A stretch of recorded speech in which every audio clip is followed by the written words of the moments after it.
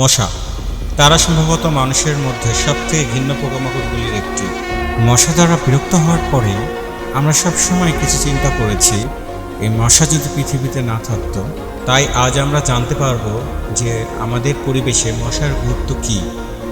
আমাদের গ্রহে মশার কি কোনো প্রয়োজন আছে? মশা 3000-এরও বেশি প্রজাতি রয়েছে। এদের মধ্যে মাত্র 100টি প্রজাতি রোগ ছড়ায়, কিন্তু 100টি প্রজাতি এতটাই বিপজ্জনক যে তাদের কামড়ে আরও বেশি মানুষ মারা গেছে। যেখানে অস্ট্রেলিয়ান হাতি মশা সব থেকে বড়, যার দৈর্ঘ্য 1.3 ইঞ্চি হতে পারে, এবং প্রাচীন এশিয়ান টাইগার মশা হলো ক্ষুদ্রতম মশা, যার সর্বোচ্চ দৈর্ঘ্য 0.25 ইঞ্চি হতে পারে। আইসল্যান্ড ও অ্যান্টার্কটিকা ছাড়াও পৃথিবীর সব মহাদেশেই মশার প্রজাতি রয়েছে। কিভাবে মশা শরীরের মৌলিক অংশগুলো কাজ করে? মশার দেহ প্রধানত 3টি ভাগে বিভক্ত। পার্ট 1 হেড, মাথা, মিডল পার্ট থরেক্স, মধ্যভাগের বক্ষ, and the end part abdomen, এবং পেটের শেষ অংশ। আসলে মশা কামড়ায় না, কামড়ের পরিবর্তে তারা তাদের পাতলা সুই ব্যবহার করে আমাদের শরীরে রক্ত চুষে নেওয়া, যাকে আমাদের ভাষায় কামড় বলি। এবং বৈজ্ঞানিক জগতে এই সুইকে বলা হয় প্রোবোসিস, যা মশার বেঁচে থাকার অন্যতম গুরুত্বপূর্ণ অংশ। তাই এখন আমাদের মশা সম্পর্কে কিছু কম জানা তথ্য জানা উচিত।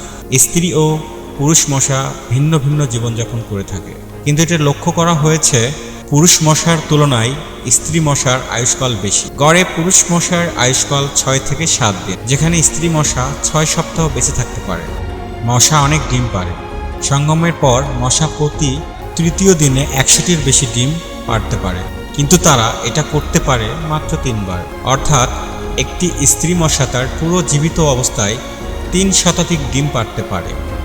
যদি আপনাকে মশা কামড়ায় সেই ক্ষেত্রে, তাই আপনি নিশ্চিত হতে পারেন যে এটি একটি মহিলা মশাই ছিল, কারণ শুধুমাত্র স্ত্রী মশাই কামড়ায়, এবং তাও একটি নির্দিষ্ট কারণে। আসলে স্ত্রী মশার ডিম পাড়ার জন্য রক্তের প্রয়োজন হয়, যেখানে পুরুষ মশা বেশিরভাগই ফুলের অমৃত এবং মধু খেয়ে বেঁচে থাকে। এই ছিল মশা সম্পর্কে কিছু আশ্চর্যজনক তথ্য। এখন আমরা বুঝতে পারব যে আমাদের গ্রহে মশার গুরুত্ব কী। মশা প্রধান প্রার্থনা। অনেক প্রাণী মশার ওপর নির্ভরশীল। মাছ, পোকামাকড়, মাছি এবং পাখি। কিভাবে? আসলে মশার জীবনচক্র 4টি পর্যায়ে বিভক্ত। ডিম, লার্ভা, পিউপা এবং প্রাপ্তবয়স্ক, এই 4টি পর্যায়ে তারা কিছু পানির খাদ্য। আসলে অনেক পাখি, ব্যাঙ, ড্রাগন ফ্লাই বেশিরভাগই এই মশাদের খেয়ে বেঁচে থাকে। তাই মশা বিলুপ্ত হলে এসব প্রাণীর অস্তিত্ব হুমকির মুখে পড়বে। পুকুর ও বিভিন্ন জলাশয়ে মশার লার্ভা মৃত ও পচা মাছ খেয়ে ফেলে, যার কারণে এই জলাশয়ের সমস্ত মৃত ও পচনশীল পানি দ্রুত পরিষ্কার হয়। তাই আমরা বুঝতে পারি যে আমাদের গ্রহে মশার গুরুত্ব অনেক বেশি। যদি আপনি এই ভিডিও থেকে নতুন কিছু তথ্য সংগ্রহ করতে পেরেছেন, তাহলে এই ভিডিওটি শেয়ার করে সবাইকে মশার গুরুত্ব সম্পর্কে আরও মানুষকে সচেতন করার সহায়তা করুন। দেখা হচ্ছে পরবর্তী ভিডিওতে।